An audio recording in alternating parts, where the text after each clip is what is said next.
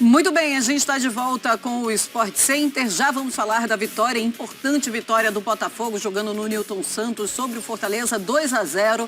2 gols do Tiquinho Soares. Impressionante o que o Tiquinho tem feito nesse Campeonato Brasileiro, Dom, que eu queria que você falasse sobre ele, sobre o jogo. E agora são 5 pontos de diferença para o segundo colocado Palmeiras, que ainda joga nessa rodada, né? Pega o São Paulo amanhã. O Tiquinho é cada vez mais se consolidando como um dos destaques dessa temporada, 8 gols, artilheiro do Brasileirão, com 3 a mais do que qualquer outro jogador, mas mais do que isso, é também um dos garçons da competição, com 3 assistências. Então é um cara que contribui de todas as formas, né? Muito identificado com o torcedor, e mais uma vez foi o nome do jogo, até na base da sorte, né? Porque a gente vai ver o lance do pênalti, acaba batendo mal, lembrando que ele perdeu o pênalti na eliminação para o Atlético Paranaense na Copa do Brasil, voltou a perder agora nessa partida, mas como eu falei da questão da sorte, no rebote a bola acaba voltando para ele, né? O Lucero não foi tão bem ali na briga por o rebote, mas é muito mais elogios ao Botafogo, que foi 2-0, mas poderia ter sido mais. Foi um time dominante. Esse time do Luiz Castro costuma ser um time mais forte de transição, assim como o Fortaleza. São duas equipes que não têm uma posse de bola alta, mas o Botafogo tem se mostrado capaz de ter mais repertório. Tem jogado bem em partidas que tem mais posse de bola. Foi assim no primeiro tempo da partida. No melhor momento do Fortaleza, ali na volta do segundo tempo, estava atacando mais que o Botafogo. Aconteceu esse pênalti que o Tite se atrapalhou, acabou colocando a mão na bola. O Tiquinho faz o 2-0 e a partir dali estava resolvido. E o Botafogo criou muito mais, né? Ele poderia ter feito uma vitória ainda mais ampla e espetacular que tem feito. Inclusive, o Botafogo tomou do Fortaleza agora a situação de time, defesa menos vazada do campeonato, com só 7 gols sofridos. Pois é, a gente viu ali, realmente foi uma sorte, né? O Lucero não consegue tirar e o Tiquinho estava esperto também na hora. Ainda fiquei me questionando, será que o Tiquinho vai cobrar esse pênalti porque ele já tinha perdido? Mas era isso, artilheiro, ele tem que sim pegar a bola, tem que fazer, tem que esquecer esse medo e tem que fazer de novo. Verdade é que ele não cobrou muito bem, o João Ricardo foi bem ali, conseguiu fazer a defesa e depois ele pegou o rebote e conseguiu fazer o segundo, deixando tudo muito mais tranquilo para o Botafogo. Classificação, mas a gente mostra primeiro os 10 primeiros colocados, tá, fãs de esporte? O Botafogo, então, com 24 pontos, o Palmeiras na segunda colocação com 19, e aí a gente mostra que o Palmeiras ainda vai jogar, né? Tá com 9 jogos, joga contra o São Paulo, só isso, tem esse clássico. O Atlético Mineiro com 18 pontos na terceira colocação, empate, e o Grêmio também ainda joga nessa rodada, é o quarto colocado com 17 pontos. Depois vem Flamengo com 16, Fluminense com 16, o Atlético Paranaense, o sétimo colocado, tem 15 pontos, assim como o São Paulo, também tem 15, é o oitavo.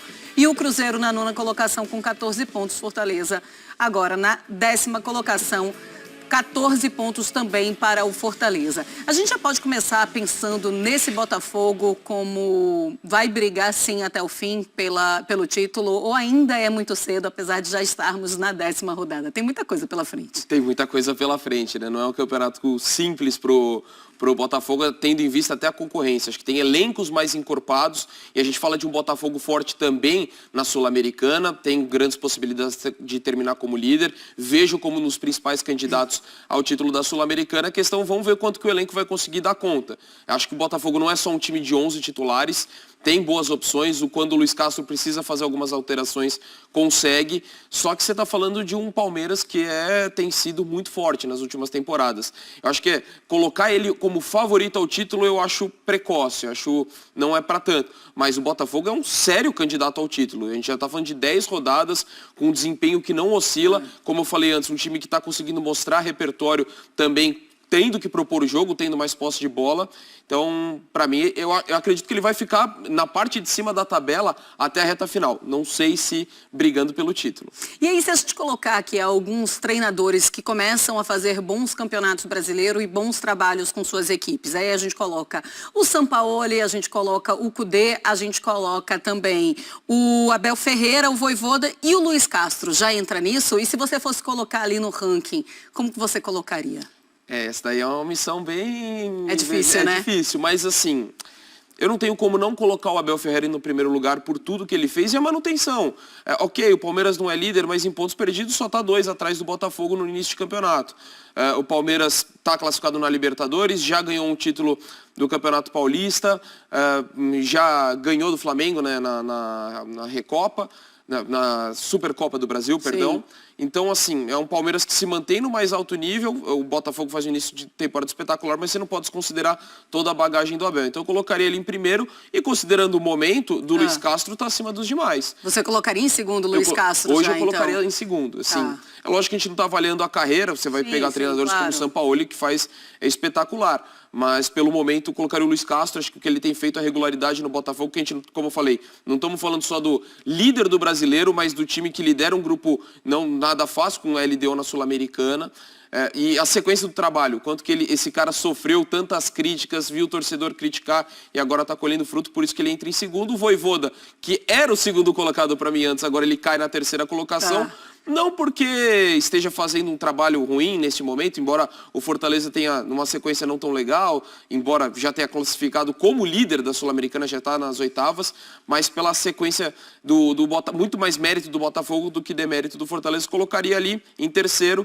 E para fechar, Kudê e São Paulo são dois técnicos que chegaram agora, né? Ainda estão tendo no início, mas pelo momento ali do Flamengo, o Atlético já caiu de uma forma um pouco decepcionante para o seu torcedor na Copa do Brasil, colocaria o São Paulo em quarto e em quinto. Tá bom, gostei do seu ranking, porque seria mais ou menos assim que eu faria também, tá? Se eu discordasse, aí a gente ia começar a nossa briga aqui, mentira.